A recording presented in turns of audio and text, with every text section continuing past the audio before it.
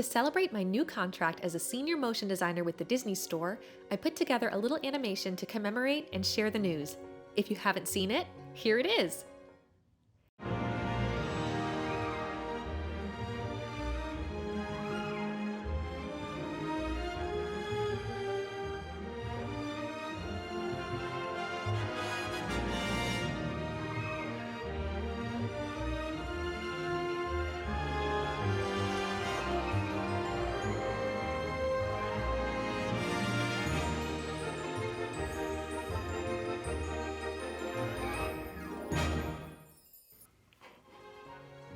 So, how did we get here?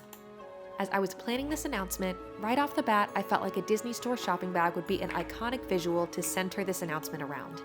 Since this was a project I was tucking into the little hours of free time here and there in the evenings, I went ahead and got started modeling a shopping bag while I made plans for the next steps.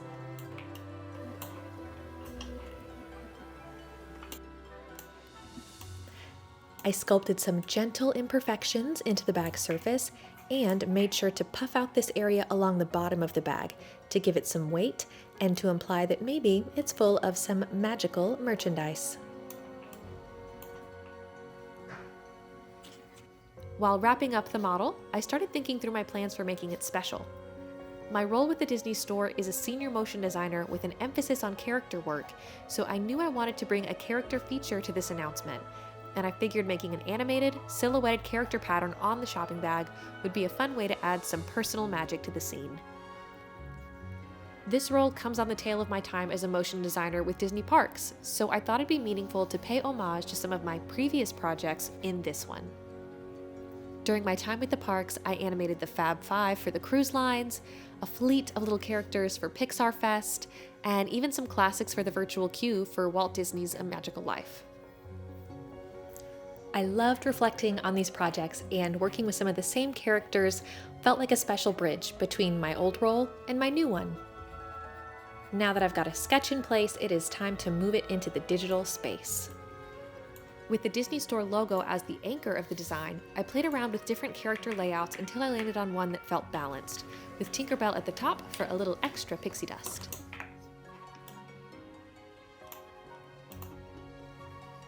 Then I got to settle into my happy place, animating little loops for each character. My process for character animation like this involves a step I call paper dolling, where I split the character illustration into as many pieces as I need and reconnect them all with simple parenting. It's the zen part of my animation flow and where I spend my time thinking about what I'll want my character to do and which pieces I'll need control of to bring those motions to life.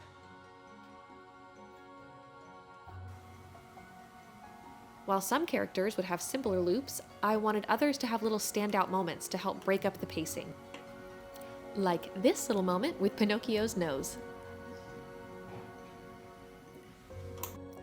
Snow White's loop was my favorite one to animate.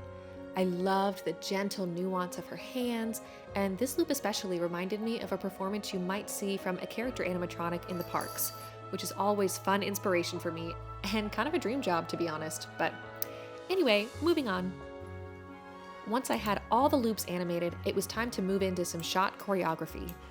I knew I wanted close-up shots throughout with one big reveal at the end, but to give a little bit of context, I started out along the bottom of the bag for some grounding exposition.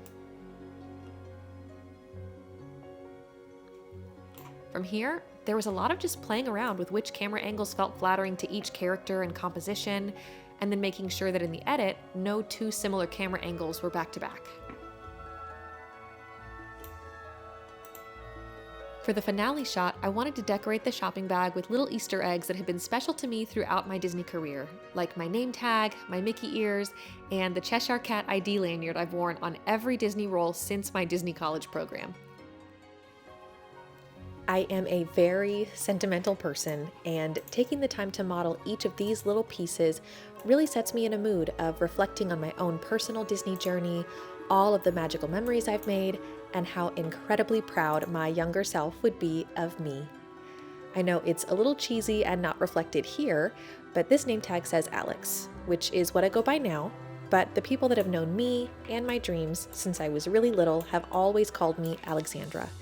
So when I got my corporate name tag, I made sure to get it with my full name, Alexandra, as a nod to the little girl that always had big Disney dreams.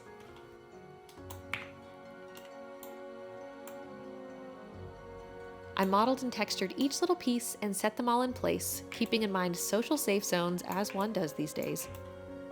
And now it is time to texture. I pulled out a Disney shopping bag I had on hand, because of course I have one of those, and gave it a look for reference.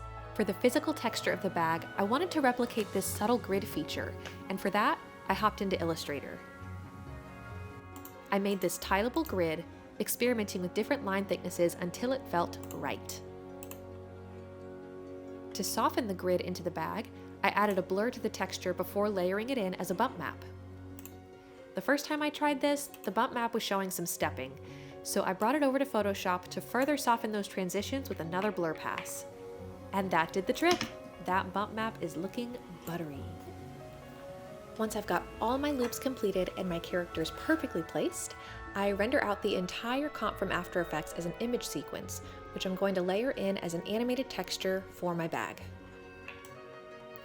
In Cinema 4D, using Arnold, I pull in both my bump map and my animated image texture. Mixing 2D and 3D animation together is one of my favorite techniques and something I use a lot, and it seemed like the perfect technique for this animation, bringing a little bit of that traditional animation charm to a new 3D space. Once all of my shots had rendered, I pulled them into After Effects to assemble the final edit. I love this final compositing stage because to me, every shot feels like a living painting. I get to go in and add really soft purple shadows here, maybe a little pink vignetting over there. It's just where I get to express myself and really kind of direct the overall feeling of the piece. Because this piece focused so much on close-ups, I really wanted to lean into that tilt-shift feel, so I had really shallow depth of field, which I pulled from a depth map that I made sure to render in Arnold in the 3D space. And then from there, I just pushed and pulled, pushing the blur as far as I could without losing the context of where we are on the entire bag. I love pieces like this because what it lets me do is really focus on the key motion and push everything else out of focus. And back to my girl Snow White, her shot treatment was very intentional. The shots around her are all very dynamic and offset, but I wanted hers to be straight on and centered with a really slow, dramatic push to give her a regal moment that would serve as a standout in the edit. Even her lighting and comp effects are softer than the other shots because all princesses need their beauty lighting, am I right? And because it wouldn't be a project of mine without some dreamy lens flares, I sprinkled in a few of those too. Since I work remotely, it's little projects like these that bring the magic to me. But I will say there is nothing more magical than your toddler watching your work and wanting to see it again and again and again. That is the real magic to me. I did, buddy.